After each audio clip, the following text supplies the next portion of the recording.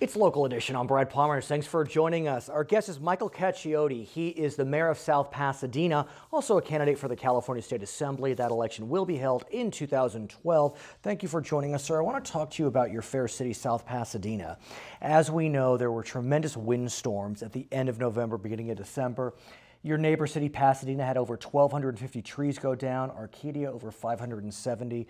It was really rough. Talk to me about your specific city as a metaphor. We're a city of about 25,000 people. We're actually a Tree City USA for the last decade. So how are your trees doing? Oh my God, we lost a lot of great historic trees, large pines, large oak, eucalyptus, and a lot of the trees along the arroyo are sycamores along watersheds, so we lost a lot of those trees. Now the challenge becomes cities will need to clean up the debris, the trees, the green debris. That is incredibly expensive in times when cities are seeing their budgets decimated by fewer funds coming in, sales tax, state monies. How are you handling it in South Pasadena?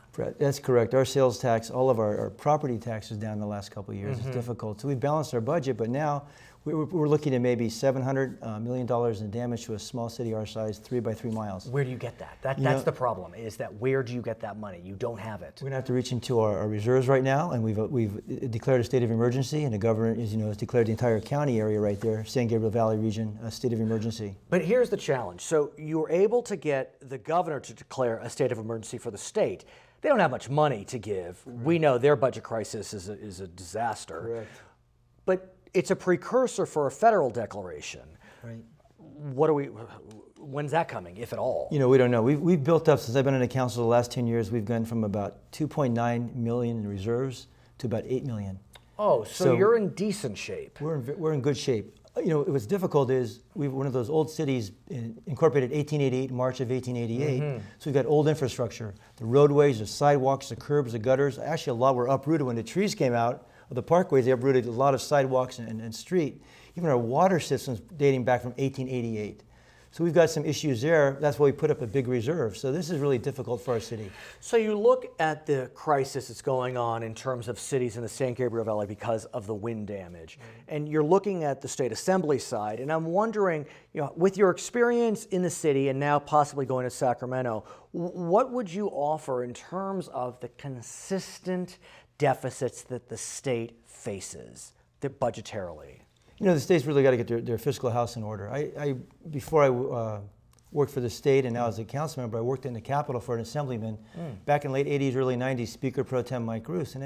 He's a legend. Legend up there at the times of Willie Brown and everybody, remember? But they balanced budgets back at that time, and the budget then was $100 billion. Now it's reduced to in the 80s. It is remarkable. We are spending less now than we did 10, 20 years ago, 5, 6 years ago.